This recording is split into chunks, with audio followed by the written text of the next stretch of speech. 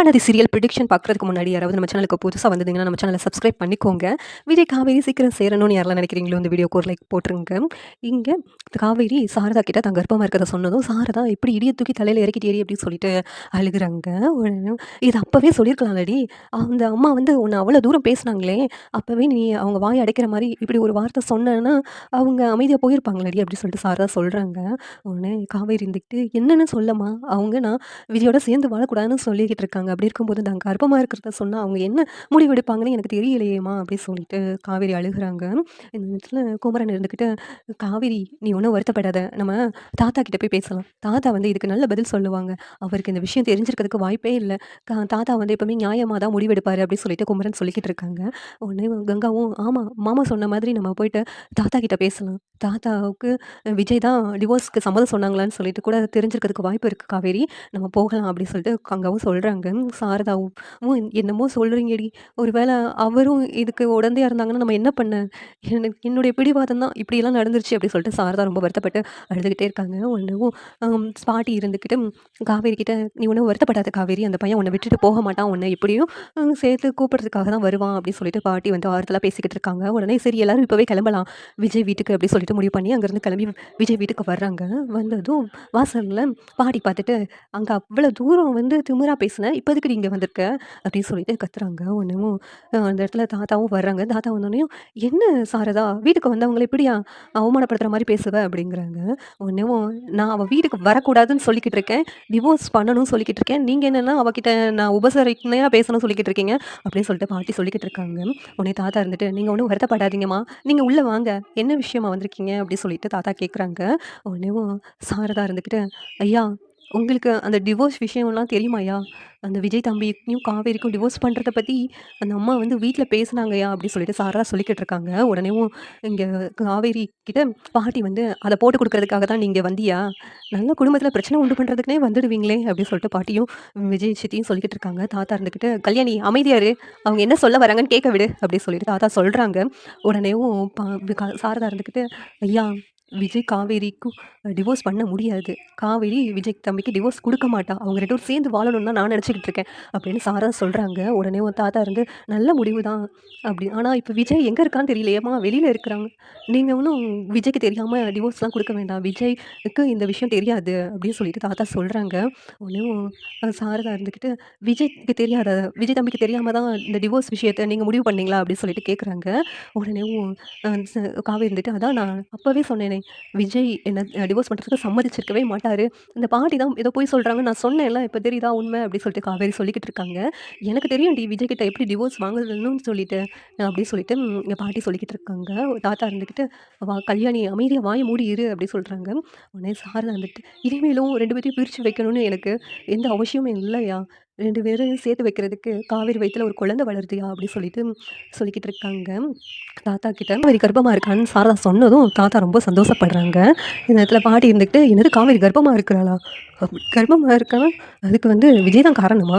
அவ விஜய விட்டு இத்தன நாளா பிரிஞ்சு இருக்கிறா. அப்படி இருக்கும்போது எப்படி கர்ப்பமானா?" அப்படி சொல்லிட்டு பாட்டி வந்து தப்பா பேசிட்டு இருக்காங்க. உடனே தாத்தா இருந்துக்கிட்டு, "இங்க பாரு கல்யாணி, தப்பா பேசாத. எனக்கு தெரியும் விஜய் அன்னைக்கே வந்து காவேரிய கூப்பிட்டு வந்து இந்த விஷயத்த சொல்றதா தான் என்கிட்ட சொல்லியிருந்தான். நீங்களே கெஸ் பண்ணுங்கன்னு வேற சொல்லியிருந்தான். ஆனா அப்ப எனக்கு தெரியல. இப்ப சொல்லும்போது தான் எனக்கு தெரியுது. காவேரி கன்சீவா இருக்கான்னு சொல்லி தான் சந்தோஷப்படணும்னு நெனச்சிருக்கான். ஆனா என்னென்னமோ நடந்துருச்சு." அப்படி சொல்லிட்டு தாத்தா ரொம்ப வருத்தப்பட்டு பேசிக்கிட்டு இருக்காங்க. "என்ன நீங்க வேணா நம்புங்க. இவ சொல்றதெல்லாம். எனக்கு நம்பிக்கை இல்ல. இவ என்ன விஜயோட சேர்ந்தா வாழ்ந்தா? சும்மா இங்க காசு குடுத்து நடிக்க தானே வந்திருந்தா. விஜயோட சேர்ந்து வாழலையே." அப்படின்னு சொல்லிட்டு பாட்டி வந்து சொல்லிக்கிட்டு இருக்காங்க. உடனே தாத்தா, "கல்யாணி, ஒரு பொண்ணா இருந்துக்கிட்டு இவ்வளோ தூரம் பேசுறது சரியில்ல கல்யாணி. காவேரிய பத்தி தப்பா பேசாத." அப்படிங்கிறாங்க. சாரதா வந்து, "என்னய்யா இதெல்லாம் நாங்க கேட்கணும்னு நீங்க தலையெழுத்தா? இப்படி பேசிக்கிட்டு இருக்காங்க." அப்படின்னு சொல்லிட்டு சாரதா ரொம்ப வருத்தப்பட்டு பேசுறாங்க. உடனே தாத்தா இருந்துட்டு, "நீ ஒண்ணும் வருத்தப்படாதம்மா. காவேரி இங்க விட்டுட்டு போ, நான் பார்த்துக்கிறேன். விஜய்க்கு கால் பண்றேன். விஜய் கால் பண்ணா ஃபோன எடுக்க மாட்டேங்கான். என்னன்னு தெரியல. எப்பனாலும் ஃபோன் அட்டெண்ட் பண்ணானா விஜய் இங்க வருவான். நாங்க பார்த்துக்குறோம்." அப்படின்னு சொல்லிட்டு தாத்தா சொல்றாங்க. உடனே காவேரி இருந்துக்கிட்டு, "இல்ல தாத்தா, இனிமேல் நான் இங்க இருக்க மாட்டேன். என் பாட்டிக்கு இப்படி ஒரு சந்தேகம் வந்த பிறகு நான் எதுக்கு தாத்தா இங்க இருக்கணும்? எங்க வீட்ல வளர்ற குழந்தை விஜயோடது அப்படின்னு சொல்லிட்டு விஜய் வந்து சொல்லட்டும். அதுக்கு பிறகு நான் இங்க இருக்கிறேன். இப்ப நான் இங்க இருக்க மாட்டேன். நான் கிளம்புறேன்." அப்படின்னு சொல்லிட்டு காவேரி அங்கேருந்து கோவமா கிளம்பி வராங்க வீட்டுக்கு. இங்க சாரதா வீட்டுக்கு வந்ததும் அந்த அம்மா வாய் கூசாம என்ன வார்த்தை பேசுறாங்க. இவ முதலையோ கர்ப்பமா இருக்கிறத நம்ம கிட்ட சொல்லியிருக்கலாம். ஆனா இத்தன நாளா மறைச்சதுனால தானே அந்த அம்மா இப்படி ஒரு பழிய தூக்கி நம்ம மேல போடுறாங்க. அப்படி அப்படி சொல்லிட்டு சாரதா ரொம்ப வருத்தப்பட்டு பேசுகிறாங்க. கங்கா, குமரனும் ரொம்ப வருத்தப்பட்டுட்டு இருக்காங்க. காவேரி போயிட்டு ரூமுக்குள்ளே போய் உட்காந்துடுறாங்க. உட்காந்துட்டு அழுதுகிட்டு இருக்காங்க. "நீ வந்ததை முதலே நான் எல்லாத்துக்கிட்டே சொல்லியிருக்கணும். அப்படி சொல்லாதனால தான் இவ்வளோ பிரச்சனை வந்துருச்சு" அப்படி சொல்லிட்டு காவேரி அழுதுகிட்டே இருக்கிறாங்க. உடனே விஜய்க்கும் கால் பண்ணுறாங்க. விஜய்க்கு கால் பண்ணால் விஜய் ஃபோனை எடுக்க மாட்டேங்காங்க. சுவிட்ச் ஆஃப்னே இருக்குது.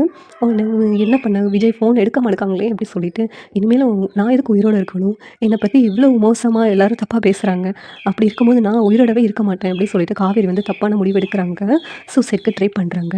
உடனே என்ன கதவு சாத்தியே இருக்குது. காவேரி ஏதாவது மன உளைச்சல் இருப்பா, அவளுக்கு ஆறுதலாக ஏதாவது பேசுங்க அப்படின்னு சொல்லிட்டு கங்கா கிட்ட குமரன் சொல்லிக்கிட்டு இருக்காங்க. உடனே கங்காவும் கதவை திறந்து போகிறாங்க. அங்கே காவேரி கத்தியை வச்சுட்டு கையில் கட் பண்ணுறாங்க. இதை பார்த்துட்டு வேகமாவும் இங்கே வாங்க என்னங்க இங்கே வாங்க, அம்மா இங்கே வாங்க அப்படி சொல்லிட்டு பதறி அடிச்சுட்டு எல்லாத்தையும் கூப்பிடுறாங்க. உடனே காவேரி ஏன்டி இப்படி பண்ண அப்படி சொல்லிட்டு கங்கா வந்து அழுகுறாங்க. சாரதாவும் இப்படி அழுதுட்டு இருக்காங்க. உடனே ஹாஸ்பிட்டலுக்கு உடனே கூட்டு போகிறாங்க. ஹாஸ்பிட்டலுக்கு கூட்டு போகிறாங்க. அங்கே போயிட்டு காவேரி எப்படியோ டாக்டர் காப்பாற்றிடுறாங்க. காப்பாற்றிட்டு காவேரி கிட்ட சாரதா கேட்குறாங்க, "எதுக்காண்டி இப்படி ஒரு முடிவு எடுத்தடி?" அப்படின்னு சொல்லிட்டு கேட்டுட்ருக்காங்க. அப்புறம் என்னை தப்பாக பேசுகிறாங்கம்மா, அதை கேட்டுட்டு நான் எப்படிம்மா உயிரோடு இருக்க முடியும்? அதுவும் இல்லாமல் விஜய் வேறு எங்கே இருக்கிறாங்கன்னே தெரியல அப்படின்னு சொல்லிட்டு காவேரி ரொம்ப அழுதுகிட்டு இருக்காங்க. உடனே அந்த நேரத்தில் விஜய்கிட்டேருந்து ஃபோன் வருது. வந்ததும் ஃபோனை குமரன் அட்டன் பண்ணுறாங்க. அட்டன் பண்ணி காவேரி தப்பான முடிவு எடுத்துட்டா அப்படின்னு சொல்லிட்டு நடந்ததெல்லாம் சொன்னதும் விஜய் ஹாஸ்பிட்டலுக்கு வர்றாங்க. வந்ததும், "என்ன காவேரி இப்படி லூசு மாதிரி ஒரு முடிவு எடுத்திருக்க? என்ன எதுக்காக இப்படி பண்ண?" அப்படின்னு கேட்கும்போது, "இல்லைங்க பாட்டி வந்து நம்ம 2 பேத்துக்கும் டிவோர்ஸ் பண்ணுறத பற்றி பேசுனாங்க. ஆனால் நீங்கள் எனக்கு டிவோர்ஸ் கொடுக்குறதுக்கு சம்மதிச்சிருக்க மாட்டீங்கன்னு எனக்கு தெரியும். ஆனாலும் நான் இந்த டிவோர்ஸ் நீங்கள் சம்மதிச்சிங்கன்னா நானும் கொடுக்க சம்மதம் தான் சொன்னேன். அதுவும் இல்லாமல் நான் கர்ப்பமாக இருக்கிறத அவங்ககிட்ட சொன்னால் அதுக்கு விஜய் காரணம் கிடையாதுன்னு சொல்லிட்டு ரொம்ப தப்பாக பேசுகிறாங்க. இதெல்லாம் கேட்டுட்டு நான் எதுக்கு உயிரோடு இருக்கணும்? அதனால தான் இப்படி ஒரு முடிவு எடுத்துட்டேன்" அப்படின்னு சொல்லிட்டு காவேரி சொல்லிக்கிட்டு இருக்காங்க. "இங்கே பாரு காவேரி, அவங்க ஏதோ பேசுனாங்கன்னா இப்படி ஒரு முடிவு எடுப்பியா? நான் பாட்டிக்கிட்ட பேசுகிறேன். நீ இப்படிலாம் பண்ணாத. இந்த மாதிரி தப்பான முடிவு எடுக்க மாட்டேன் அப்படின்னு சொல்லி சத்தியம் பண்ணு" அப்படிங்கிறாங்க. விஜய் உடனே காவேரி, "இனிமேலும் நான் சத்தியமாக இப்படி தப்பான முடிவு எடுக்க மாட்டேன்" அப்படின்னு சொல்லிட்டு காவேரி சத்தியம் பண்ணுறாங்க. உடனே விஜய், "இனிமேல் நீ என் கூட தான் இருக்கிற. யாருக்காகவும் என்னை விட்டு போக மாட்டேன்னு சொல்லிட்டும் சத்தியம் பண்ணு" அப்படின்னு சொல்லிட்டு விஜய் காவேரி கிட்ட சத்தியம் வாங்குறாங்க. உடனே காவேரி, "இனிமேலும் நான் இப்படியெல்லாம் பண்ண மாட்டேங்க. உங்களை விட்டு எப்பவுமே பிரிய மாட்டேன்" அப்படின்னு சொல்லிட்டு காவேரியும் விஜயும் சொல்லிக்கிட்டு இருக்காங்க. இந்த நேரத்தில் சாரதா, "என்னை மன்னிச்சிடுங்க தம்பி. எல்லாமே என்னோட பிடிவாதத்தினால தான் இப்படிலாம் நடந்துருச்சு. இந்த கர்ப்பமாக இருக்கிறத ஒரு வார்த்தை என்கிட்ட சொன்னால் நான் 2 பேத்தையும் சேர்த்து வச்சுருப்பேன். நீங்கள் 2 பேரும் சேர்ந்து வாழலை அப்படின்னு சொல்லிட்டு தான் நான் வந்து பெருசாக அவங்க கூட வாழ்கிறதுக்கு அனுப்பல. அப்படி ஏதாவது நடந்துச்சுன்னா கண்டிப்பாக காவேரி அவங்க கூட சேர்த்து வச்சுருப்பேன்" அப்படி சொல்லிட்டு சாரதா மன்னிப்பு கேட்குறாங்க. "நீங்களும் வருத்தப்படாதீங்க. எங்கள் பாட்டி ஏதோ பேசிட்டாங்க என் மேலே உள்ள அக்கறையில். அப்படி பேசினது தப்பு தான். என் பாட்டிக்காக நான் உங்ககிட்ட மன்னிப்பு கேட்குறேன்" அப்படின்னு சொல்லிட்டு விஜய் சொல்லிக்கிட்டு இருக்காங்க. "இருக்கட்டும் தம்பி, அவங்க பேசியிருக்கிறது என்ன இருந்தாலும் எங்களுக்கு வருத்தமாக தான் இருந்துச்சு.